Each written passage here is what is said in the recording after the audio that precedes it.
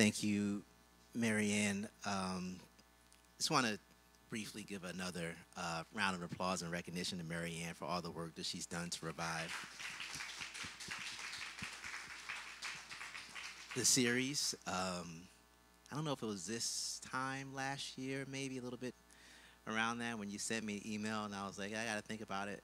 But I'm glad I thought about it, and it's been a great pleasure to get to work with you and to bring the poets that we brought back to the Hill Center. So I just wanted to recognize your efforts in that. And we're very fortunate to have with us someone who is both local but invaluable, Regie Cabico. Regie, I wanted to start off, and this will be an interesting conversation compared to the other conversations we had so far in the series, because, you know, Regie, as some of you may know, is a very accomplished performance poet, as well as what people say a publishing poet, all this strange language that we use. So I wanted to incorporate all of that. So as we approached, I said, you know, is there some way we can get some of the AV going so people can get a sense of all the things that Regie does? And, you know, Regie was kind enough to say, well, I'll perform. And I said, no, Regie, you're not getting paid to perform. You're here to be in dialogue. So we'll have some of Regie's spoken word pieces as we go. But I wanted to start with a piece that is published on the Academy of American Poets website, which I think was maybe originally in the Split This Rock Quarry. And it's titled A Queerification. Terrific. First of all, can we give it up for Kyle Dargan and all of you for coming out here? Oh, my gosh. What an honor it is to be here and to be able to have this opportunity just to talk about being a poet and what it takes. All right, that said, a queerification for creativity and crisis at the National Mall. Queer me, shift me, transgress me. Tell my students I'm gay. Tell Chick-fil-A I'm queer. Tell the New York Times I'm straight. Tell the mailman I'm a lesbian. Tell American Airlines I don't know what my gender is. Like me, liking you, like summer blockbuster armrest dates. Armrest cinematic love, elbow to forearm in the dark. Humor me queerly, fill me with laughter, make me high with queer gas, decompress me from centuries of Spanish Inquisition and self-righteous judgment, like the blood, my blood that has mixed with the colonizer and the colonized, in the extinct and instinct to love.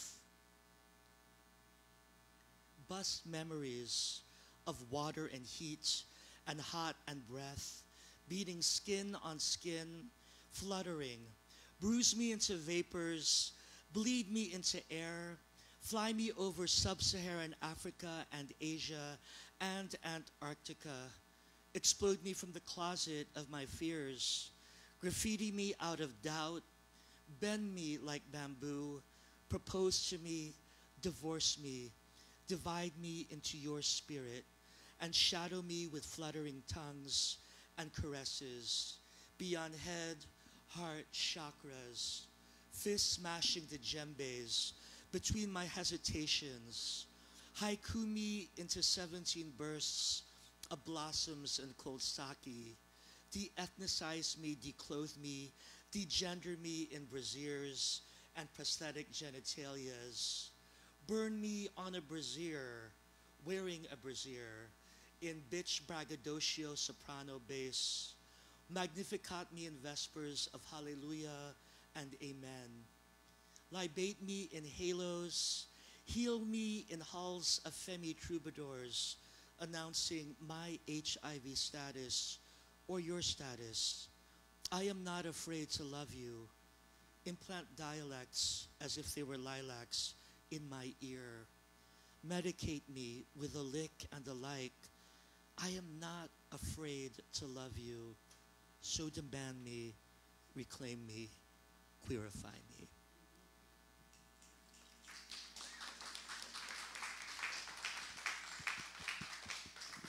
Thank you, Reggie. So I wanted to start with that poem because in it, the speaker is calling for these different lenses, these different layers to be either put upon or stripped away from the eye, right? And it's often the case we talk about in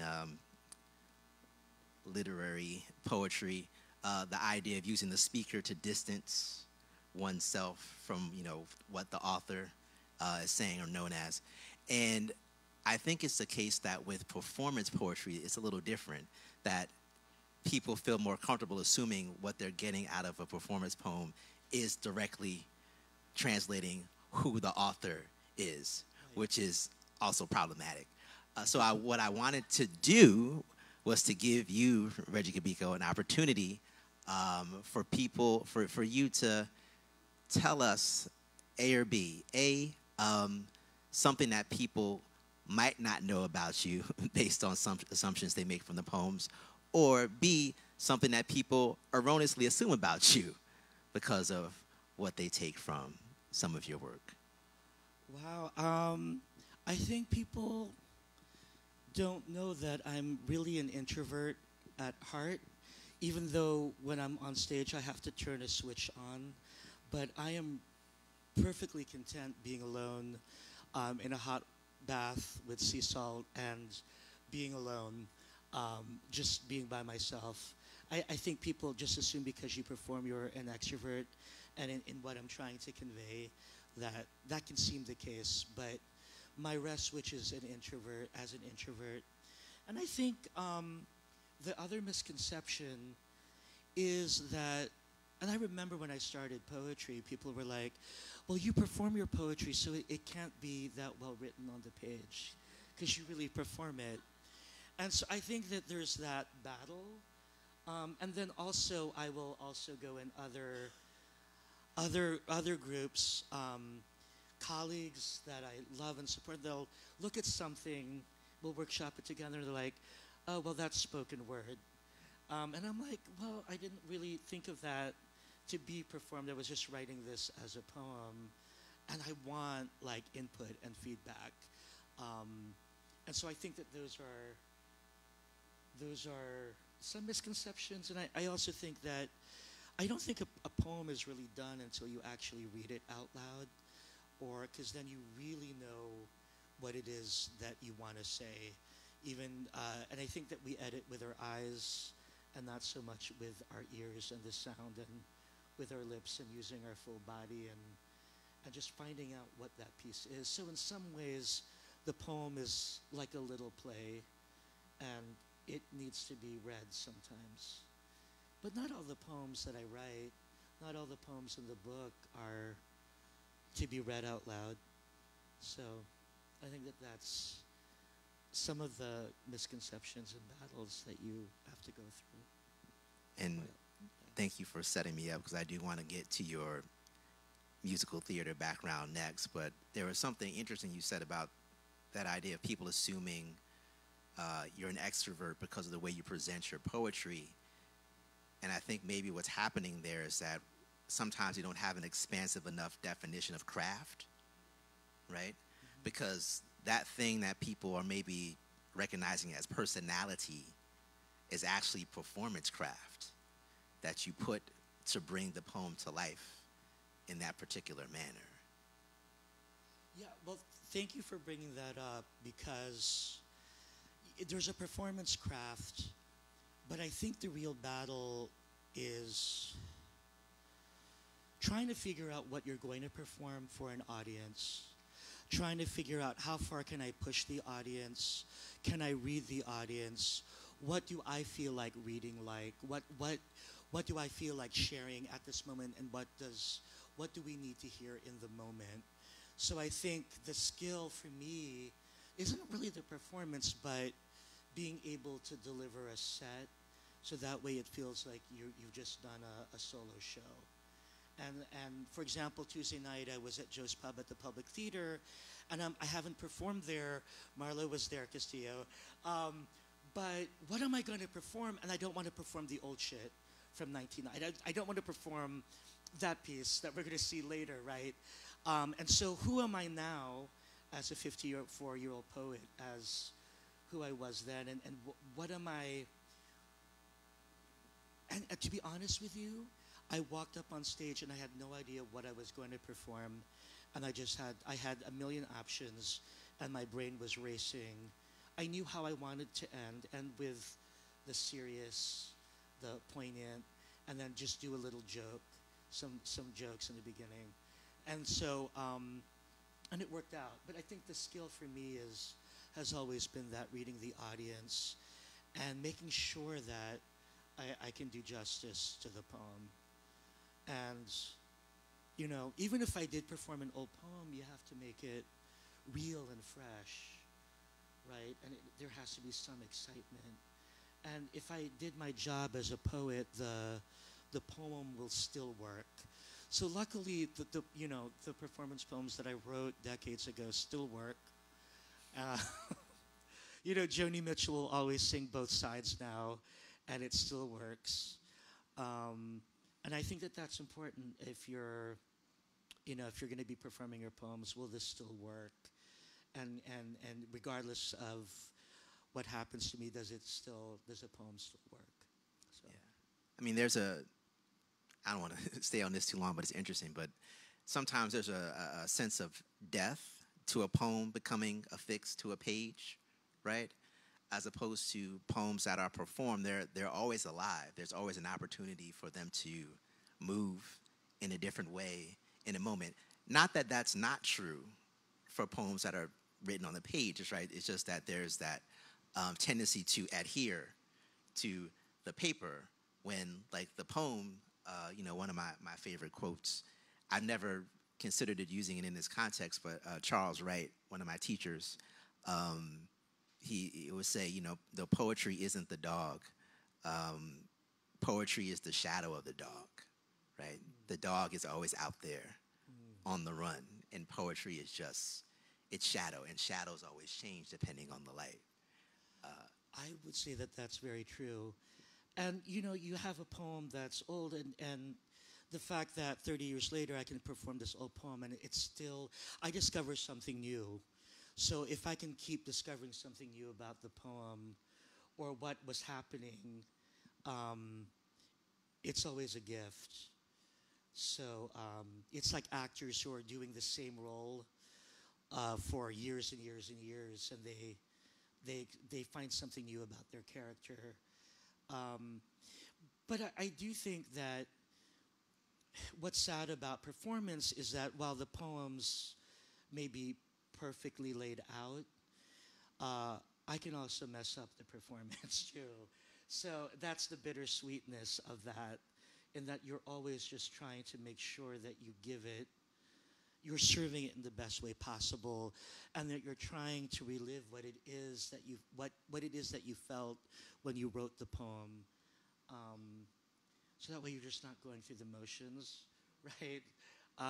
It's a challenge. I think that's really the technical skill, I think, the hardest part. Yeah, I mean, something of a tightrope walk, and nothing really achieved if no risk is ventured, and like there's always a risk in reciting the poem. Right. So to get back on track, because the time goes fast. So to your background in musical theater. So I've seen you perform pieces, we'll say, in very different contexts. And in each context, that sort of dictated the way that people saw you as a presenter. Like, I've read your work. I've seen you do a piece in the context of, I think I saw you at Folger for Snap Judgment Live, and you did a piece. But I've also seen you perform that same piece in another context, and it was considered like, spoken word, right? Mm-hmm. And I feel like storytelling, the two elements of musical theater, music and theater, all have some connection to poetry. And I'm wondering how, over the years, your sense of and thoughts about those connections between poetry and music, poetry and theater, poetry and storytelling have evolved as you've continued to do this and having the particular training that you do. Right. Thank you for this question. I was at NYU, an undergrad in theater, and I saw a production of Entezaki Shange's For Color Girls, who have considered suicide when the rainbow is enough. And when I saw that production, I said to myself, that is poetry, and it flies, it takes off. And so finding myself at the Nuyorican Poets Cafe, doing every open mic, having done stand-up comedy open mics, having done cabaret open mics, and in the 90s, this being the multicultural literature movement, I could only find representation in Asian anthologies that were being published and queer anthologies. So I started to write these poems, and when I got to the Nuyorican Poets Cafe, they were doing this poetry slam competition, and I thought this has to be a joke. So I performed a poem, and I did not win, but I thought I was clearly the best one in that round. I'm like, I'm coming back next week to win this. And so what I discovered is that, going back to the connection, is that I look at poems sometimes as Broadway showstoppers. So they are Broadway showstoppers where you don't need to have a 4-octave range. You could just be you.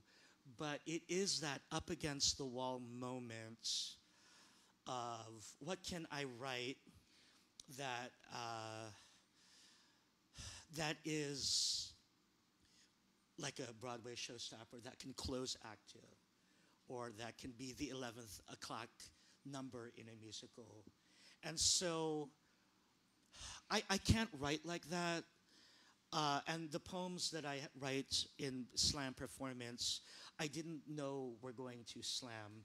And if I try to write a poem that I think is going to get a 10 in competition, it never really works. So it's a little zen, but to me the connection is, poetry is music, but slam poetry is a musical Broadway showstopper. You have some agreement from the audience. So on that note, I would like to introduce some of these pieces. So if you can go ahead and play our two pieces. Hopefully it sounds nice and good. That suit. I figured out what kind of guys are attracted to me.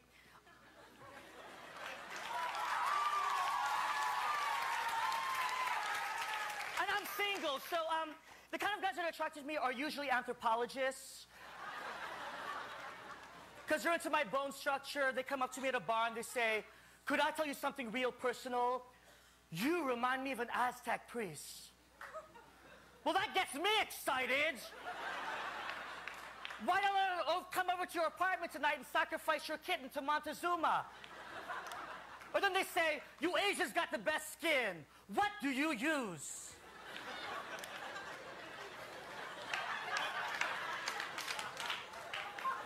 Well, we use the pearl cream. He buys me a glass of draft Bass and asks if I am Japanese. His remarks, "You are the perfect combination of boy and man." No, I'm not Japanese, but are you the hip, hot, hong, 9 inches of fun, seeking the slim, smooth, smiling, authentically Thai-tasting geisha guy on the side, macho dancer looking for his lord and master, M butterfly wedding banquet joy fuck club?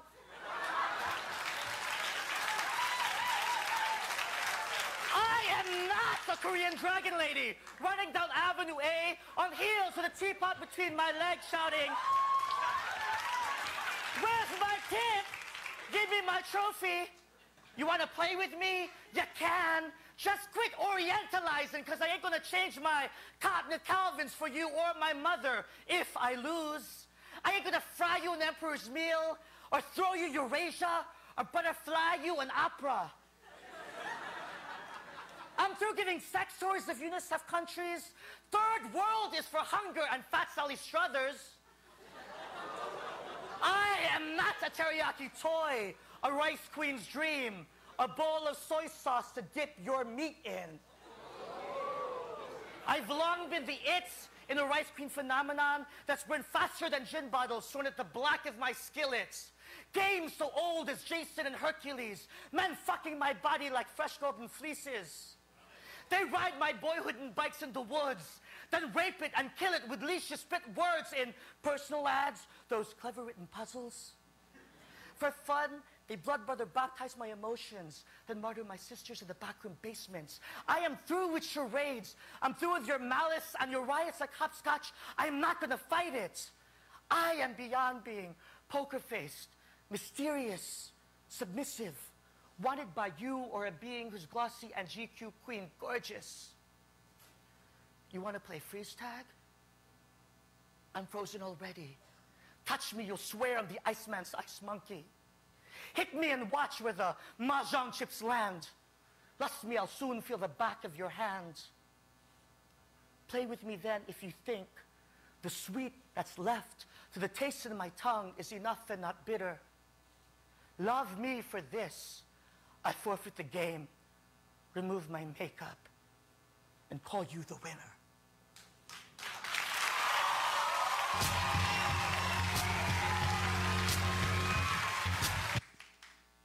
And we have one more shorter, not necessarily a performance piece, and I wanted to have this contrast specifically. So, thank you.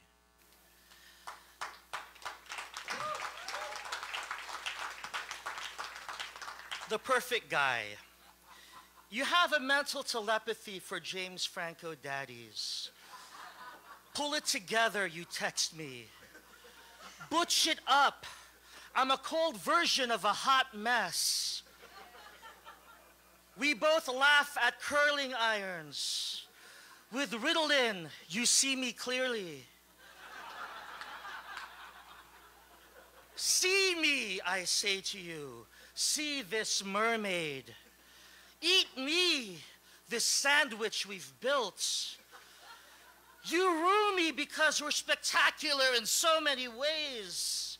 You cannot build a relationship on detrimental reliance, yet you pull out dental strips with a Captain America humility in Italian restaurants. Your flippers go berserk. You almost die in taxi rides home. Your ears even taste like dolphin. That's it. Thank you. So I think interesting in both of those poems, years apart, there's this strong desire, call even, to be recognized fully, properly, right? Just interesting how the poems talk to each other. But why I wanted to offer them to the audience and have you talk about was one thing that I noticed in your work, but often in performance poetry, there's this Trojan horse thing that happens where you lead in with the humor, and then there's the pivot to the critique, right? Or the pivot to vulnerability, right? And I'm wondering how you feel that's holding up as a strategy at this point in spoken words history. Wow. So the humor, I don't think that there's enough of it, quite truthfully. And this is just in general, whether it's in literary journals or even in open mics. People are just not going to explore what humor is. And I think because I did stand-up comedy, in order to be funny, you have to really embrace the darkness. You have to live in the tragedy and see the end of it in order to be funny. And everyone's got particular senses of humor. And some people will find things in work that could be offensive or you could be called out for. So humor is very difficult to play now because everyone's willing, they're like listening with laser eyes and ears, ready to cancel you with just one thing. And, you know, there are some things in the last poem that I would change and I would adapt. And certainly some things do change and you do need to update a few things. I've done that. But I think people are not finding their sense of humor in general as poets, and it's hard to find that light thing that can still be worthy of content that's literary, right? How can you have things that are funny if you're trying to be serious? This is my serious work, but it's comedic, you know? And, you know, the comedy performance is never going to get the Academy Award, right? It's going to be that big dramatic thing. So I think humor is important, and it's not used enough. And related to that, I skipped over this question, but I think it's a better place here. One of the differences that I often see between poets who primarily publish and poets who perform is that there are many times when a poet is reading from a book, they just show up and there's a room full of people and they just assume all these people are here to listen to me. They step into. Yeah, Rob, yep, exactly. Like as a performance poet, you gotta kill it, you gotta slay, you gotta nail it. And you can't overperform it. You've got to read the room and just be with the audience. So you just can't read the book. It is a kumbaya moment, like we're not in a film studio. And even then, I have to pretend like there's an audience. Even if I were in a, recording in a studio without an audience, I have to pretend that there's something there.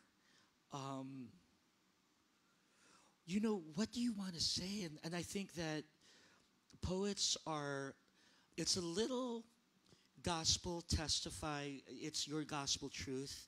So what does the poet want to say? And if you're not there I think poets are there to really help and to make a connection. So I think that there is something spiritual in a poetry reading. So if you don't feel that, then, I don't know what. You know what I'm saying? Because poetry is a healing, it is a powerful spiritual thing. And I think I am feeding people this food. And what am I cooking? And you're eating my food. You're going to take this, and I want you to have a doggy bag because you really like it. And I want you to savor what I'm going to say. So what do I want to leave you with, I think and how far can I drive you to the edge? Because I don't want to serve you bland food. Like, I want to make it as spicy as you can take it, and as dangerous and as flavorful as you can, have that. Yeah, I mean, I think we've twice come back to this idea or sentiment of, risk, right? Engaging with. And I think I would agree with you in the sense that is a difficult time right now to be risky in writing. And somewhat unrelated, but it's just interesting. Before I came here, because one of my father and I, one of our favorite movies is Blazing Saddles. He likes it more than me, of course, because I went to college. But there's a lot that I learned about comedy from Blazing Saddles. Yeah. Even if I know there's no way you can watch Blazing Saddles with people nowadays, right? Oh, it would be called out. It's so offensive in so many ways. Right, but there were things learned from the risks taken at that time. And there was something, for better and for worse, appropriate about the boundaries that were being pushed, right, at that moment. Now, it wouldn't work, right?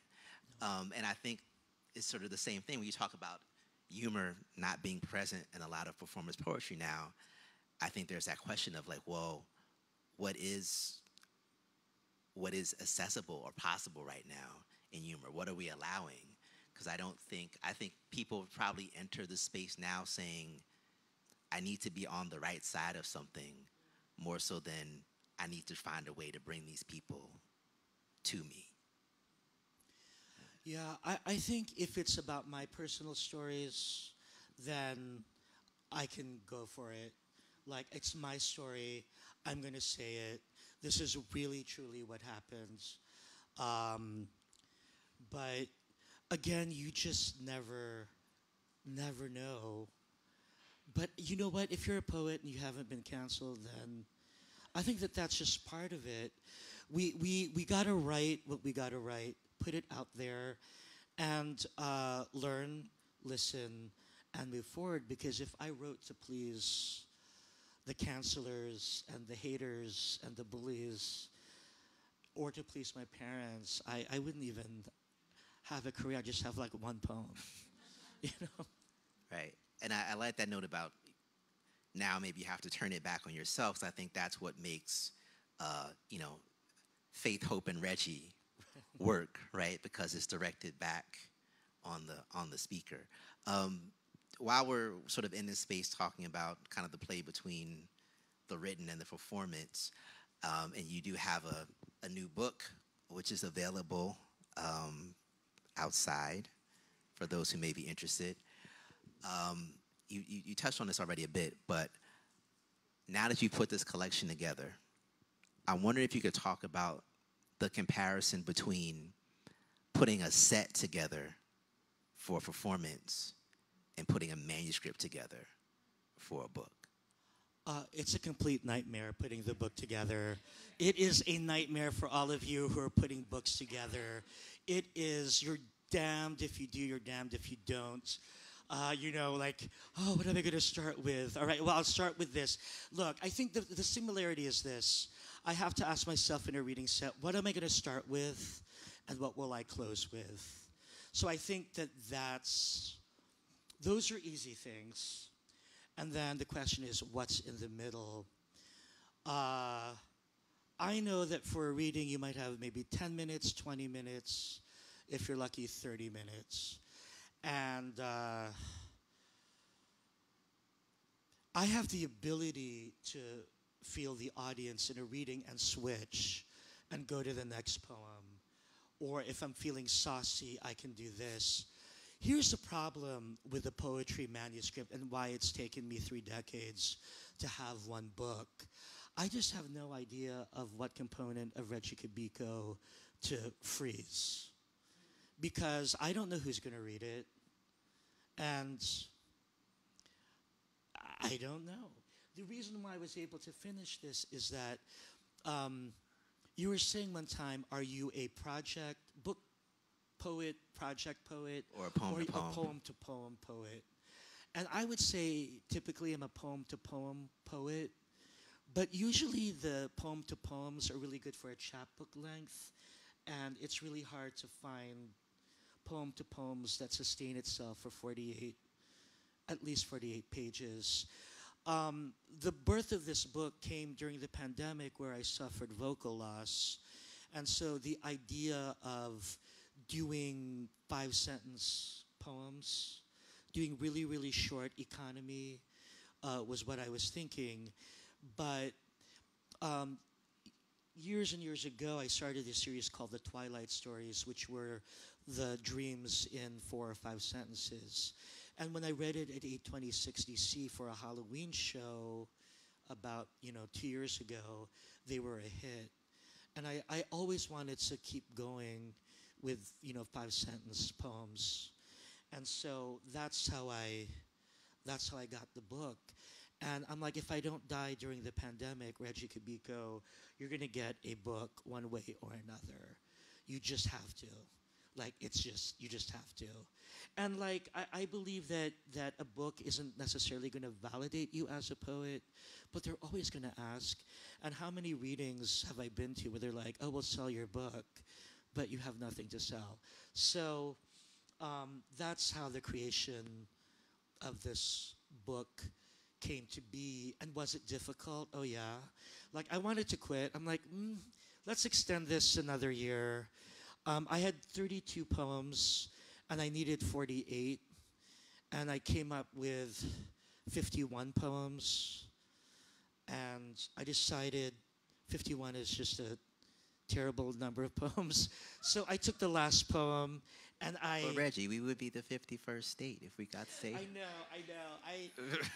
But I think as poets we invent these little rules.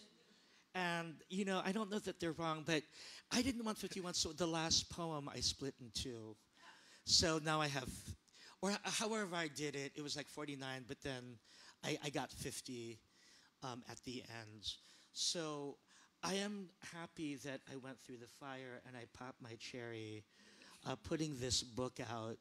And I learned so much about putting this book together. It's a nightmare doing the book.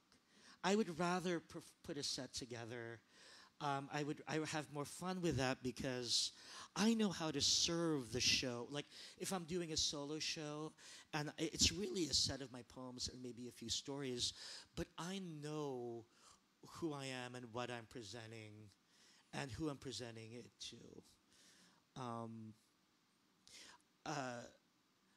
A fifth grader in Arlington is a fan of my work. I have elementary school students who are fans of my work, and the mom bought this book, and I'm like, I don't know if this is for fifth grade. This book is not overtly political. It's not overtly personal. And that was the other reason why I can put this book out there. I am proud of the writing, but it wasn't my lifelong work and the work that I've been known for. That's the next thing, and that'll be another dilemma. But at least I'm just happy that at least I have this to start with. And, it's never too late. I know Patricia Spears Jones, her book came late in life. And the Toni Morrison rule. Came late, right? So it's not too late at all. So No. I just got to crank a book every year. So, now I just have people asking you when's the next book coming out, which is an extremely painful question.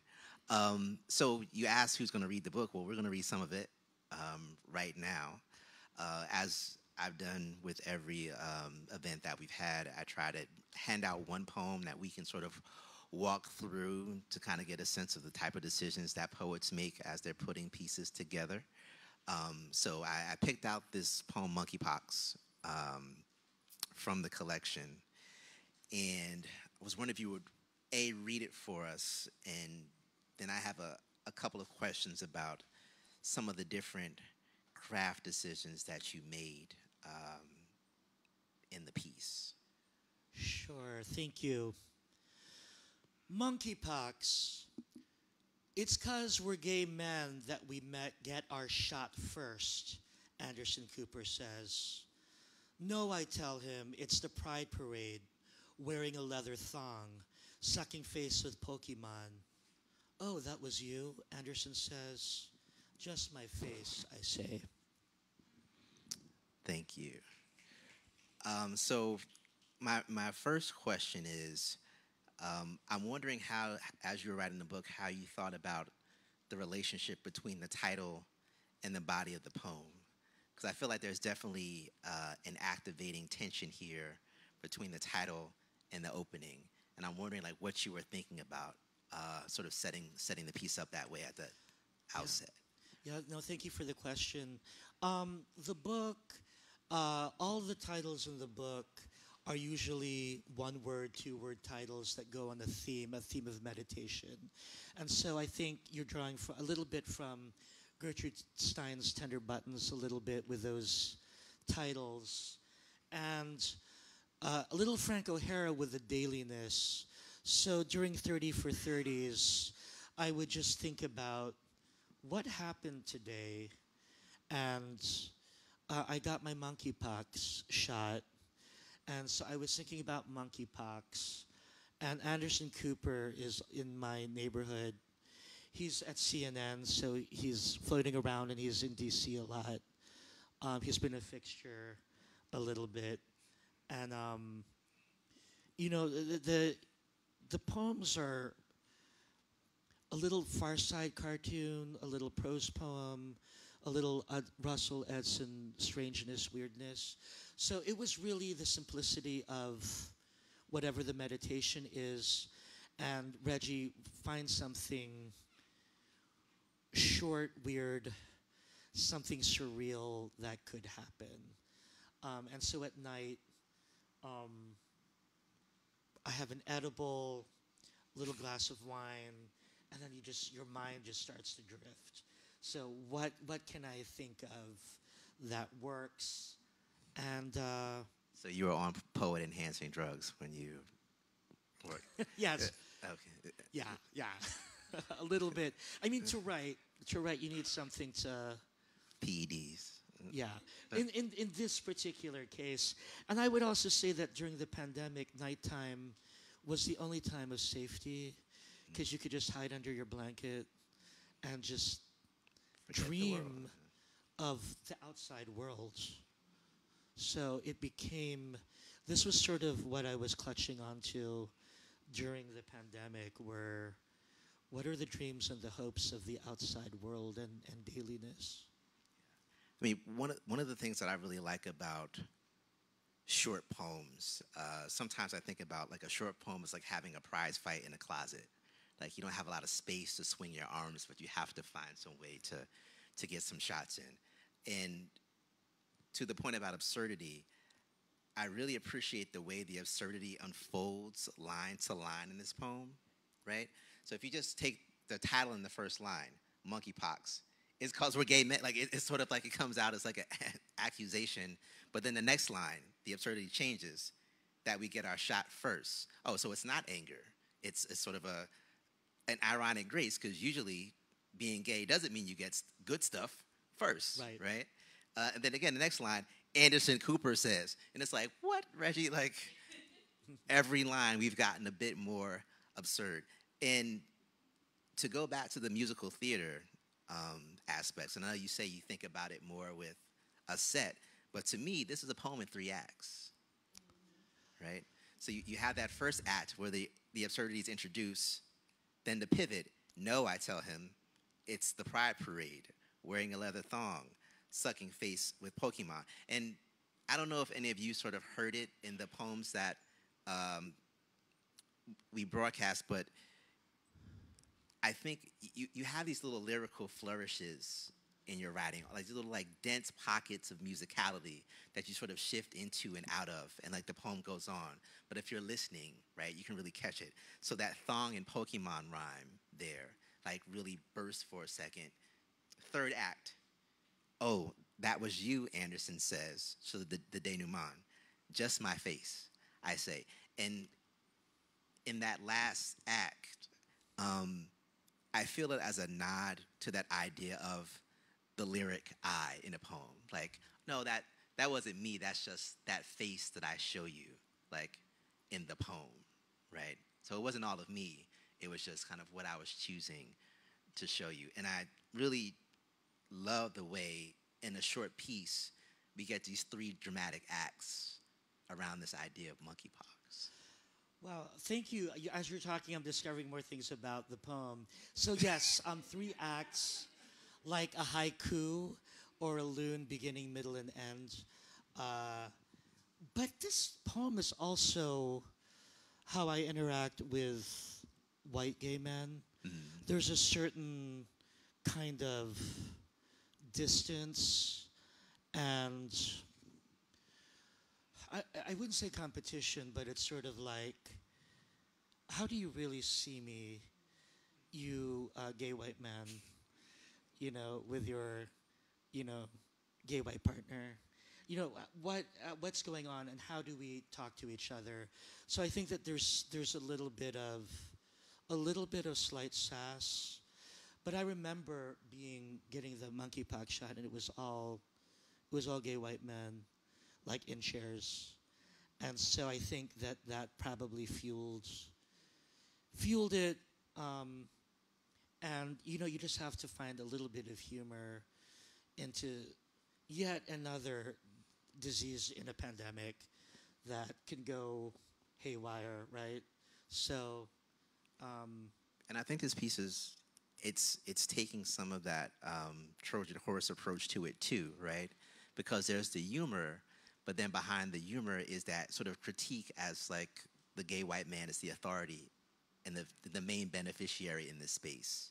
It's like, oh, you think you get it, but I'm going to tell you what was actually happening because you were looking at the wrong thing. exactly. And Anderson Cooper, who's inquiring and always wants to know, and has to be in every place of catastrophe. Um, you know, He was the there's perfect gay white man for this poem. he 'Cause, was a like, perfect gay white. He's a perfect gay white man for any poem. Like I can cast him. So I had a little thing for Anderson Cooper. I'm over it now, but this was like decades and decades ago. So over it now. There are other guys to have crushes on. But he gets his moment. He gets his He moment. gets his moment in the book. I did want to ask the question about AI and voice, but I don't think we'll have time because I think maybe we can come back. We'll see. Yeah, we'll come back. But there's something more important that I did want to get to before we got too far along. So probably I can't imagine that many of you would know this, but a couple of years ago, I think we were trying to gauge it. It was either 5 or 6. I would say at least 2 years before the pandemic. 2018. Yeah, Dolores Kendrick, the former poet laureate of Washington, D.C., had passed away. And the position had been sitting open for some time. And people were beginning to wonder, like, well, if we believe this is an important position, we should fill it again, right? That it's not about one particular poet, but it's about the role. So I started a campaign to get it filled. The mayor's office responded. We had this long, drawn-out vetting process that took a couple of months of time and of my life. And at the end, Regie was actually one of the 3 finalists. And then we forwarded, all our recommendations to the mayor's office, and we never heard anything again. And I also found out that the poets never heard anything either, because I was assuming they would have said something to you, and apparently they did not. So, not to get you, not to try to pull a soundbite out of you. Let me say that. But I wonder if there's anything that you want to say about the importance of a poet laureate in a city like Washington, the nation's capital. And if you want to, since I think we're far beyond the bounds of discretion at this point, anything that you wanted to say about that process, because I only saw it from my side, and I was curious what it was like for you all. Right. Well, when the position came out, it was the position that I really wanted to get, because it is about service. It is about being a poetry advocate. I'm also an educator, and I have had a history, co-founding Split This Rock, doing queer reading series. So gathering people together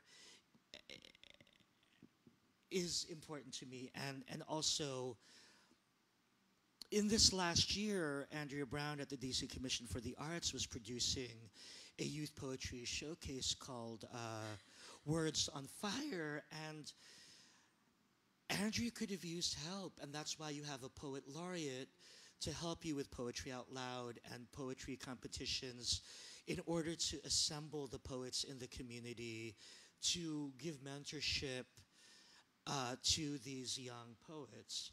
So, we are losing by not having a poet laureate in DC. The literary community right now is very fractured. for various reasons. The busboys open mics are smaller than what they have been in the pandemic. And so having a poet laureate would reinvigorate so much to the city. And let alone all of the funding that could be available, national funding that can enrich Washington, D.C. So it is unfortunate. I have reached out to the D.C. Commission for the Arts saying you do not need the mayor's approval to be recognized as a state poet laureate. A state arts agency can do it. And so, what happens now, I don't know.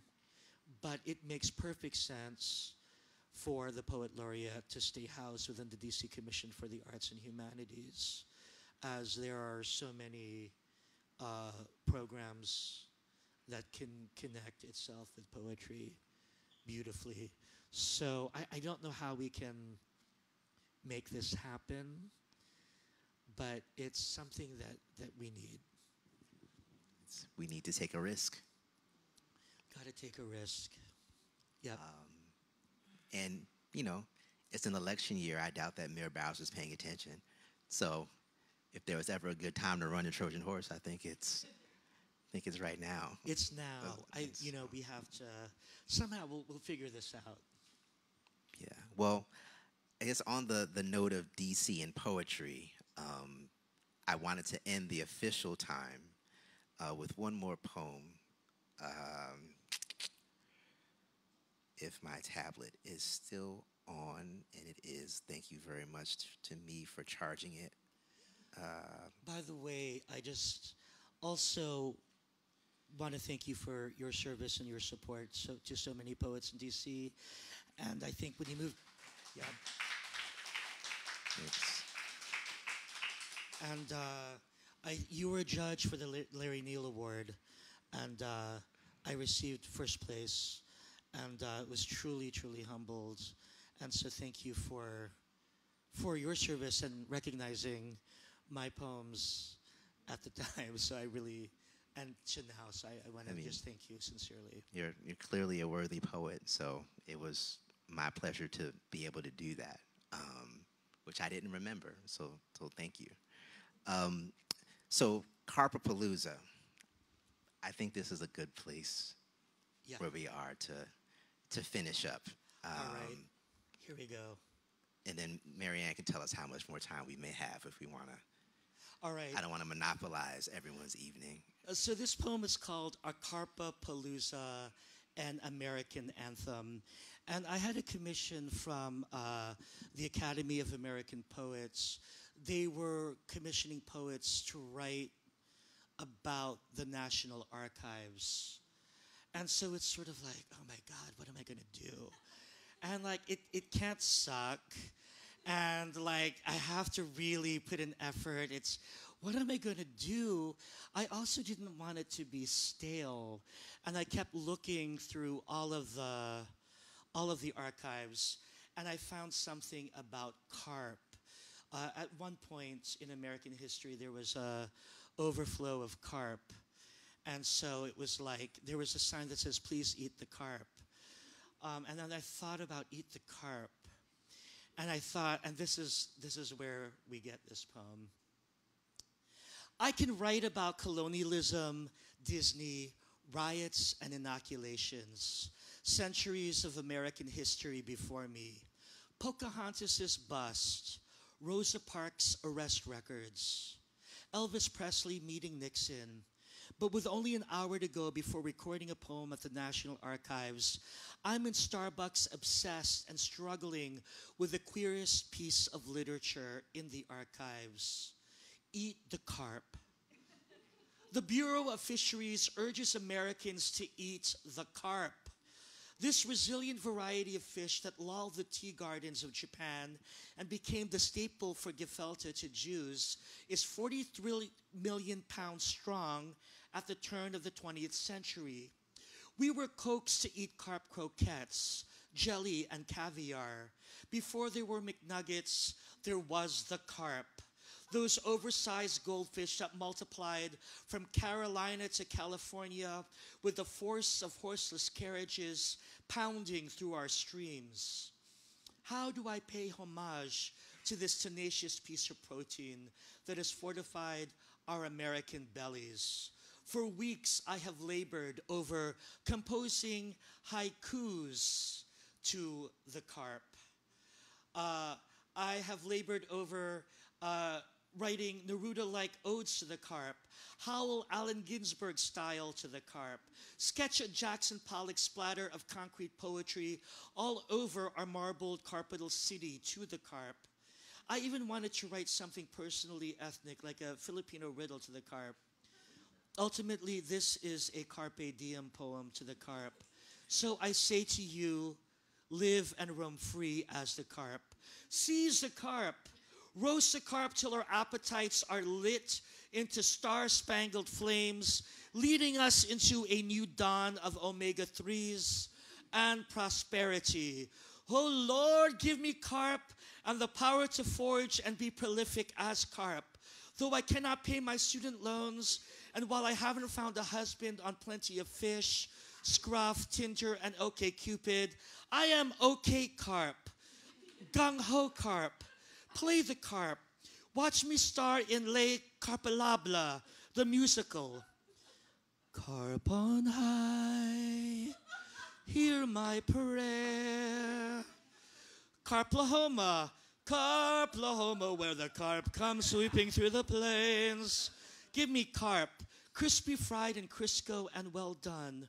Oh Lord, serve me a sweltering sausage of carp, smeared with a smack of sriracha, a kiss of mayo and mustard on a whole wheat bun.